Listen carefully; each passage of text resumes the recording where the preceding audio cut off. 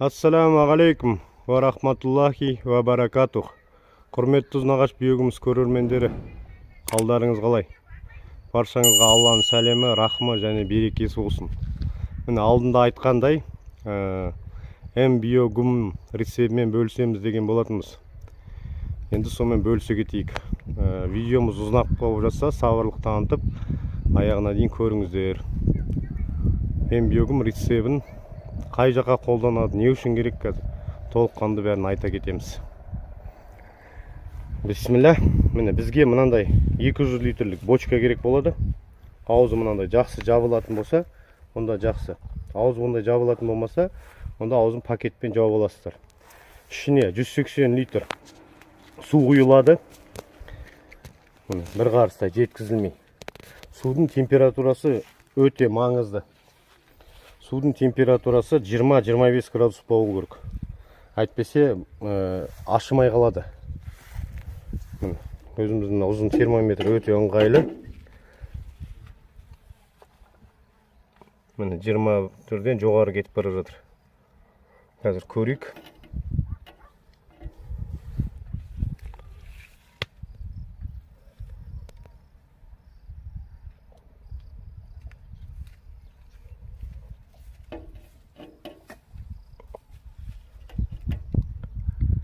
Қазірше көтеріле берсін.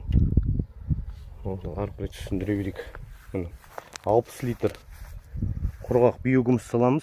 Негізі 30 литр компост, 30 литр құрғақ биогумус кетеді. Компосттарыңыз болмаса 60 литр биогумус салсаңыздар болады. 60 литр биогумусны мешокқа өлшеп салып қойғанбыз уже. Одан кейін 3 килограмм қант кетеді. 1 килограмм қант, 2 килограмм қант, 3 килограмм. Одан кейін биогумның түбіртектегі оригиналы. Осы оригиналынан 5 литр керек болады.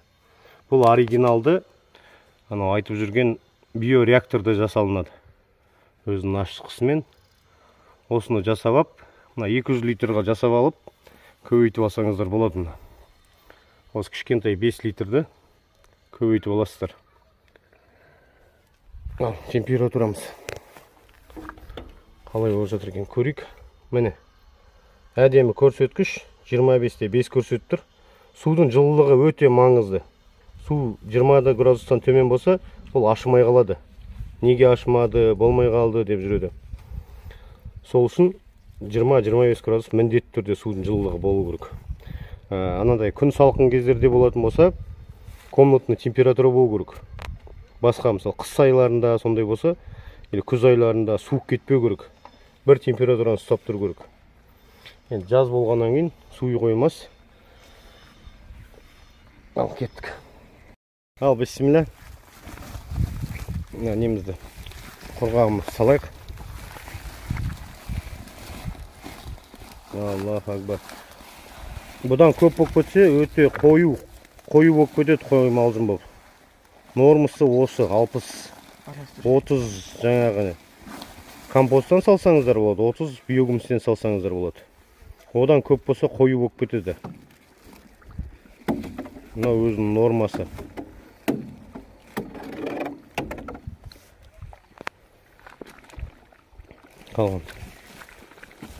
Қалған салшы жүр. Төгілме. Жерге төгілме. Сал, бәрін салшы.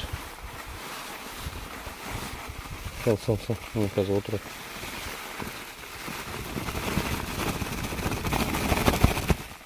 Бәрі салынды. Араластыр. Бұл біраз күн алады уақыт. Күніне 3 рет міндетті түрде араластырып тұру керек. Мына қою барады, төмен отырып алады. Соны міндетті түрде араластырып тұрмасаңыздар, кемінде күніне 1 рет араластыру керек.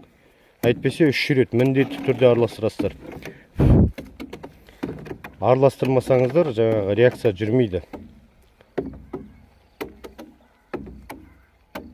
Өзі 1-2 күннен кейін быжып бітіп, тасып кететін сияқты быжып ашиды. Біраз. 1,7-дей бродить етеді, 1,7-ден кейін ақырын тынышталады. Соның бәрін көрсетіп отырамыз, Алла қаласа сабыр сақтап көріп жүріңіздер. Күнде араластырып, ашып атқанын бәрін көрсетеміз. Күнделікті. Күніне 3 рет міндетті түрде араластырса, 3 рет араластырған әдемі болады күніне.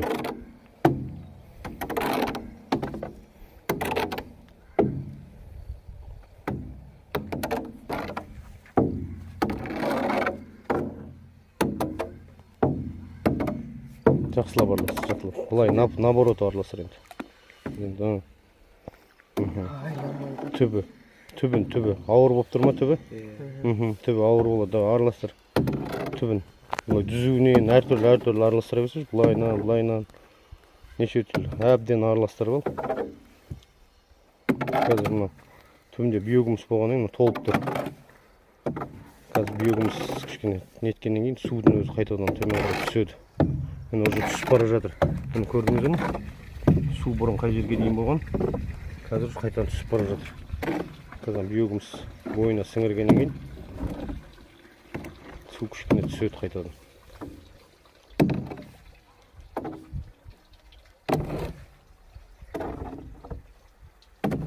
Жақсылап араластыр.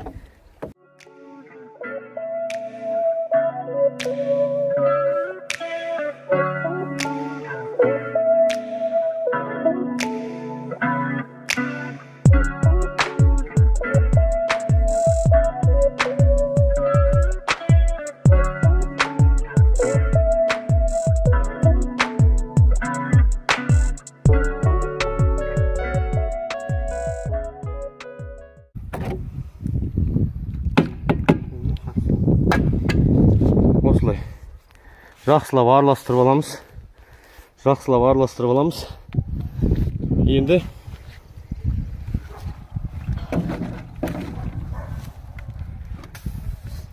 міне көрдіңіздер ме? Ананың ішінен уже газ шығып жатыр, пыш етіп. Міне газы шығып жатыр.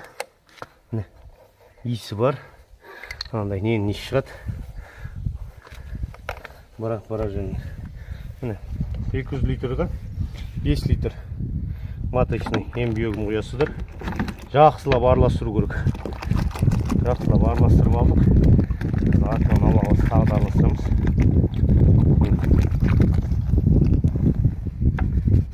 Жақсылап араластырып аласыздар.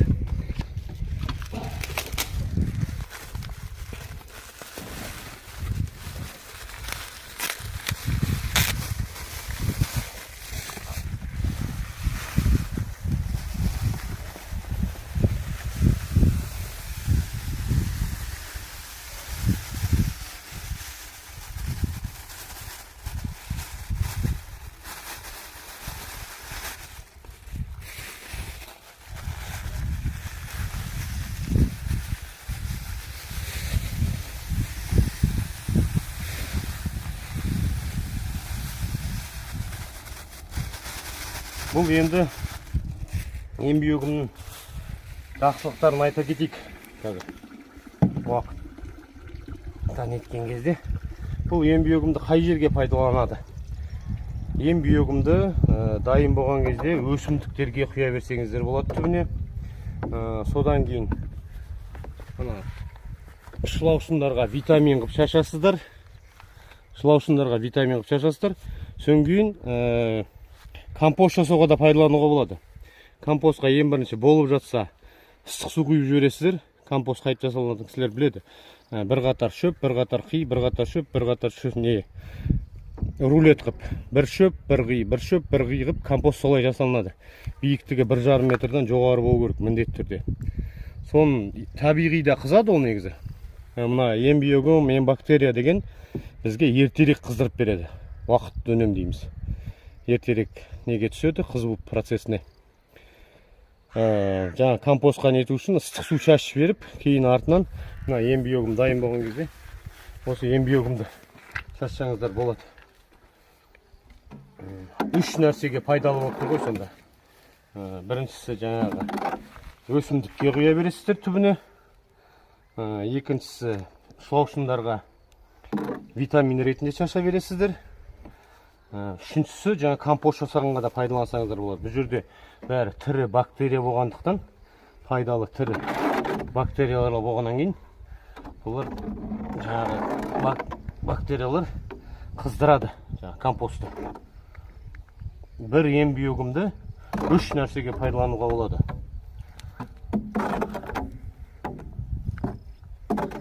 Мінекей. Алла қаласа, бұл мына жерде бізде қазір расход осы міне.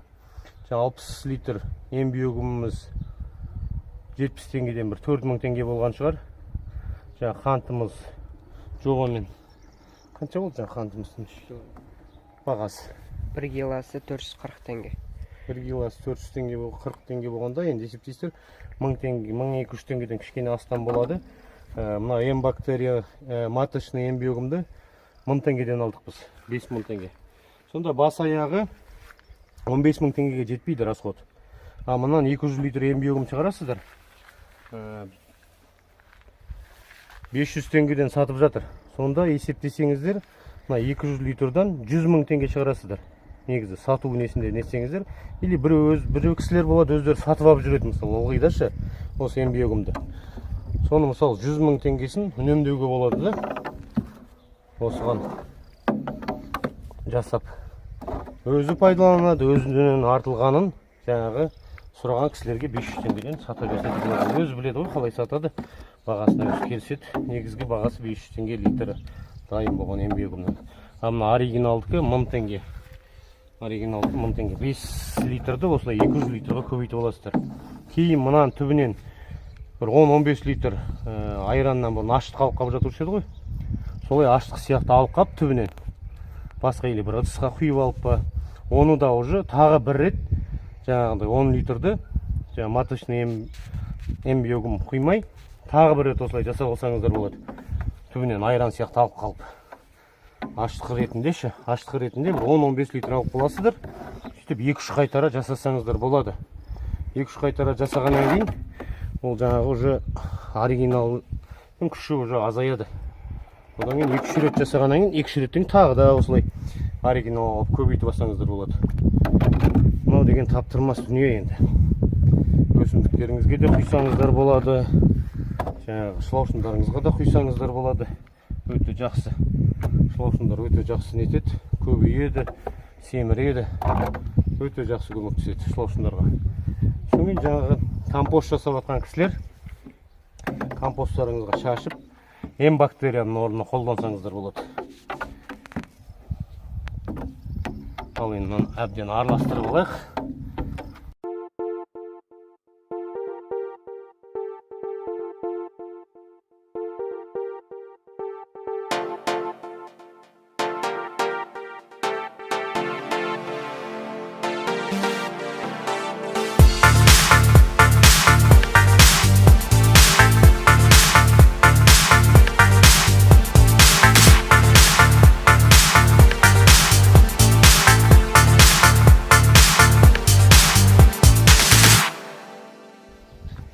Әбден араластырдық. Енді крышкасын жауып қоямыз. Қақпағын жауып қоямыз. Содан кейін қалғанын ертең жалғастыратын боламыз, Алла қаласа. Араластыру керек, міндетті түрде араластырып отырасыздар. Негізгі процесс осы. Күнде араластырып отырасыздар. Күніне 3 рет араластырған жақсы, абзалы. Кем дегенде 1 рет болса да араластыру керек. Если араласпай қалса, онда дұрыс ем биогум шықпайды. Бәрі түбіне отырып алады.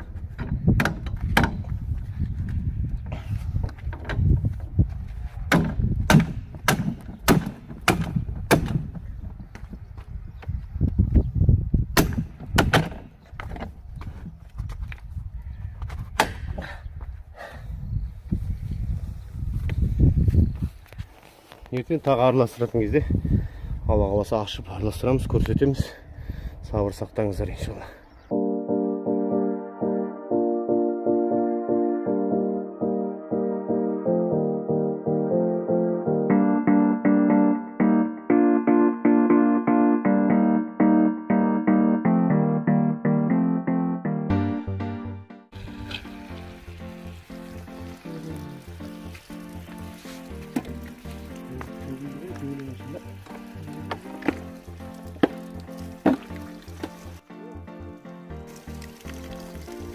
Ол кетті, резко ашты ма?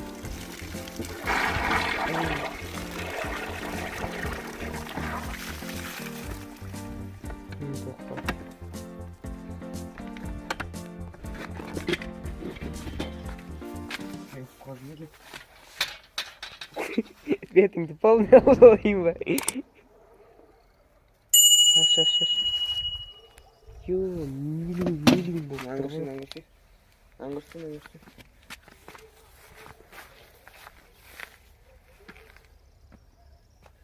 Үйіріміз қояны. Аңғара итеріп тұр ма бері қарай? Араластыр енді.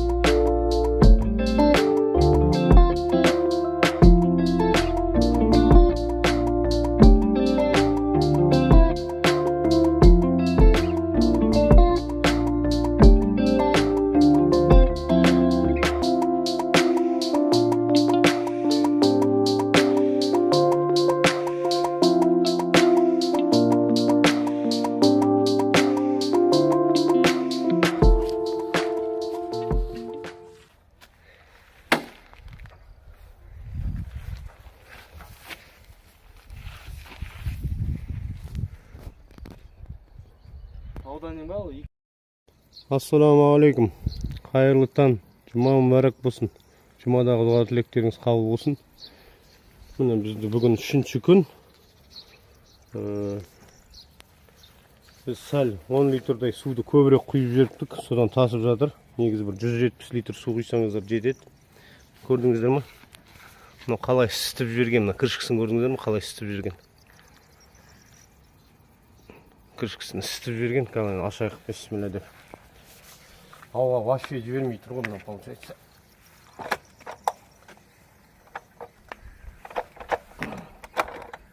Воздух шығып жатыр, пышылдап. Естіп шығып мені.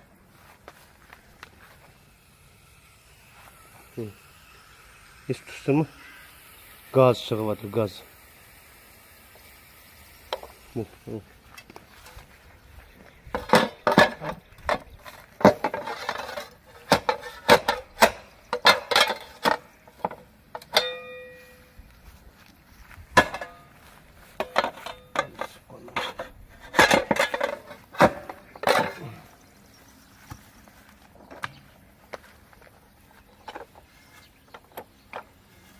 Ничего не происходит.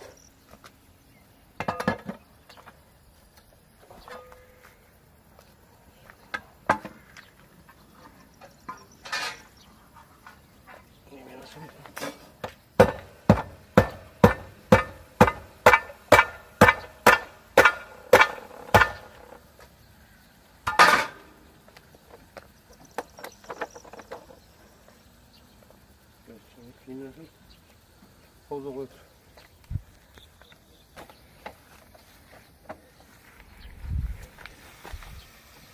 Кетті.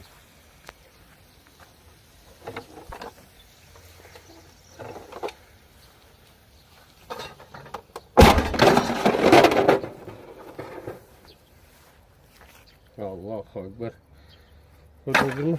Абайламасаңыздар газ атады. Суын кішкене көбірек құйып жібердік. Осылай реакция жүріп тасиды.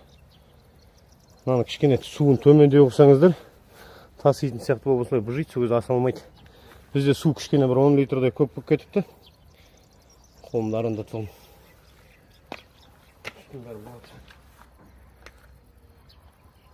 Бисмилля. Араластырып бұжып. Астында көмін бәрі жақсы нетіпті. Жақсы дайын болып отыр деген сөз. Ашып неткен. Оны көрдіңіздер ме? Кішкісін майыстырып жіберген. газ. Сол үшін жиі араластырып тұрған жақсын газын. Образоваться етпей, жиі араластырып тұрғандар жақсы. Мен кеше үйде болмай қалғаннан кеше бір ақ рет араласып қалған сықылды. Балаларым бір ақ рет араластырған сықылды. Негізі күніне 3 рет араластырасыздар. Көрдіңіздер ме?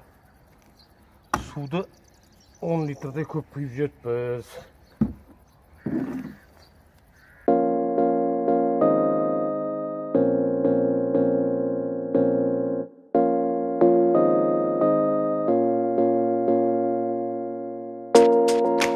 Мінеки құрметті көрермендер, брожение жақсы болып жатыр. Иісі деген шығып жатыр. Радит етіп. Кетіп жатқан. Әдемі. Быржып жатыр екен. Жақсы быржып.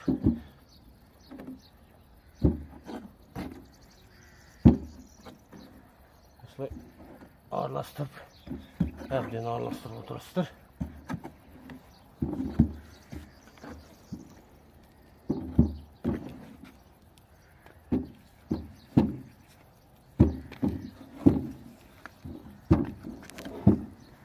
Он күнде дайын болады алғансы. 10 күнде дайын болады. Бір жет осылай ашиды. Бір жет осылай реакция жүреді, бір жеттен тынышталады. Соңын осылай күнде араластырып отырған несінде 10 күннен кейін дайын болады.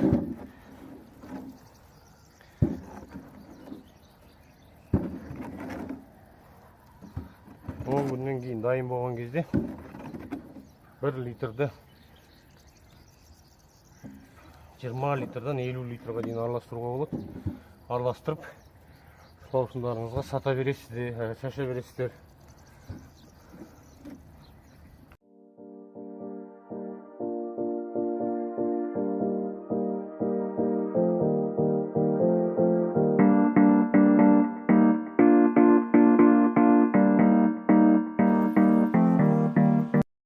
Бүгін міне 3-ші күн 2-ші рет араластырып жатырмыз.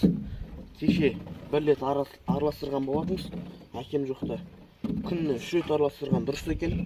Кеше араластырған кезде мынандай қылып түсіріп кеткенбіз мынаны. Араластырып. Бүгін араластырған кезде крышкасын бәрін көтеріп жіберді газ деген. Күнде 3 рет араластырып тұрған дұрыс екен.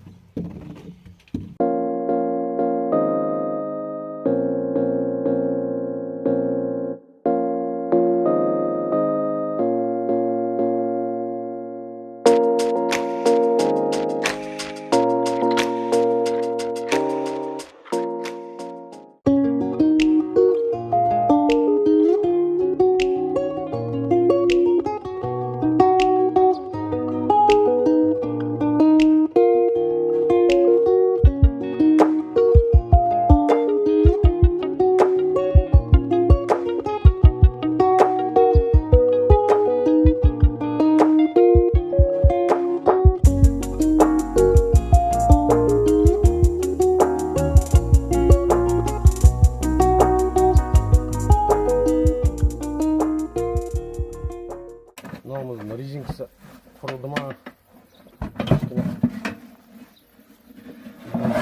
Болып отыр екен брожение. Иісі де шығыпты. Иісі деген бүткіл әлемді алып кетеді. Басқырастың астына қоюды нете бастапты. Мына резинкасы кетіп қалыпты. Содан аузы дұрыс бекітілмеген. Аузын дұрыстап бекітесіздер. Аузын дұрыстап ауа кірмейтін бекітілген. Балаларым дұрыс жатпаған сияқты. Резинкасы түсіп қалған ғой. Негізі ауа вообще мүлдем кірмеген дұрыс. Мына астының бәрі еріпті, жақсы болып еріпті. Мына уже почти дайын бола бастап иісі шығыпты. Өзі белгілі болады иісі деген. Өте нетеді. Қатты иісі шығады. Бір онша күшті иіс емес енді. Онша қатты жағымсыз да иіс емес енді. Иісі болады. Сол иісі шыққан кезде бұл уже дайын болып жатыр деген сөз. Көбіктеніп ақырындап дайын болып жатыр. Оның ішінде таза тірі бактериялар. Миллион, миллиард бактериялар. Сол тірі бактериялар өсімдікке, шылаушынға өте жақсы көмектеседі. Жерге тірі бактерияларымыз. Осылайынша 10 күн араластырасыздар. 10 күннен кейін дайын болады. 1 литрді 20 литрдан 50 литр немесе 100 литрға да араластырып шашсаңыздар болады. Кімнің қалай үнемдегісі келеді, соған байланысты. Негізгісі 1 литрді 20 литрға араластырып шашсаңыздар, сол бұлайынша нормасы болып есептеледі. Бұлайынша артық шаша берсеңіздер болады. Анау тірі бактериялар көбірек жерге шашылса жақсы ғой. Кімге қалай ыңғайлы. Негізі 1 литрді 20 литрға араластырып шашқандарыңыз жақсы. Мынаны енді қазір 1 литр құйып аламыз. Содан 20 литр суға деп айта берейік. Адамдар ыңғайлы болсын, шатаспау үшін. 20 литр суға құйып аласыздар. Червяктарыңызға шаша берсеңіздер болады. Шылаушындарыңызға. 1 айға дейін қант араластырмай шаша бересіздер. 1 айға дейін. Жаңағы 1 литрларыңызды 20 литрға араластыратын 1 литрларыңыз бар ғой, бочкадағы. Мына бочканы, получается, 1 айға жетеді. 1 айдан кейін қалыпқа батқан болса, мысалы, ол кезде жаңағы 20 литрға араластырған кезде 1 килограммға қант қосып жіберіп, ана ұйықтап қалған бактерияларды, тірі пайдалы бактерияларды, соларды ояту керек болады. 1 айдан ұйықтап қалады қайтадан. Содан кейін сол үшін 1 айдан кейін қант қосамыз. 1 килограмм шекер ма. Бұлайынша осы ғана барлықтарыңызға керектеріңізге жараватса, біз қуанамыз. Өзімізбен бірге арғы дүниенің бәрін әкете алмаймыз. Все равно ешқандай дүние алып кетпейді. Әйтеуір сіздер керектеріңізге, жақсылықтарыңызға пайдалансаңыздар, бізге де Алла тағала тарапынан сауап жүріп қалар иншалла. Баршаңызға көп рахмет. Білмейтін кісілер болса, таратып осыны міндетті түрде үйренсін, шылаушындарын көп қылсын, бау-бақшаларын жақсы қылып нетсін. Соңғы компостқа пайдаланса болады, алдында айтқандай. Білмейтін кісілерге тарата жүріңіздер. Таратып, Қазақстан дамысын. Бір-бірімізбен осындай жақсылықтармен бөлісіп жүрейік. Понимаю, бір кісілер ренжіп жатар, енді сатып атқан кісілер бар, олардың енді саудасына қайшы келіп жатқан болсақ, ол кісілер ренжімесін, алдын ала кешірім сұраймыз. Бірақ енді дүниемен бір қазақты қазақ қолдап, қазақты қазақ үйретпесе, басқа ешкім үйрете қоймайды. Сондықтан кезінде бірақ осы еңбегімнің өзімізде бұлай ізденіс арқылы неткеміз. Ешкім кеп бізді үйреткен жоқ, міне мынандай деп. Осы ізденістің арқасында бәрі. Ал енді шылаушындарыңыз көп болсын, бақшаларыңыз жайқалып өсіп тұрсын. Істеп көріңіздер, қолданыңыздар. Білмейтін кісілерге міндетті түрде таратыңыздар. Үйренсін бәрі. Телефон номерімізді қалдырамыз. Түсінбеген жерлер болса, WhatsApp-тан сұрасаңыздар болады. Қоңырауға жауап бере алмасақ та, WhatsApp арқылы айтамыз, иншалла. Соңында бір Алла разылығын көздеп, осындай 100 000 теңге болады, негізі 500 теңгеден есептеген кезде. Мысалы 10 күн сайын жасасаңыз, айына 300 000 теңге бұлайынша шығарып тұрсыз. Есеп бойынша есептесек. Бірақ енді ол дүнияның бәрін ешкім алып кетпейді өзімен бірге арғы дүниеге. Сондықтан да бір Алла разылығын көздеп, сауапқа кеңеліп қалайық деп үйретіп жатқан жайымыз бар. Ал әр қазақ бай болсын, әр қазақтың дені сау болсын. бірінші байлық денсаулық демекші. Осындай органика, таза өнім беріңіздер өсімдіктеріңізге. Шылаушындарыңызды көп ұстаңыздар, семіз қылдырып. Витаминді шылаушындарыңызға берсеңіздер, өте жақсы дамиды, өте жақсы көбейеді. Өте керемет болады. Ал келесі кездескенше баршаңызға көп рахмет. Сау саламатта болыңыздар.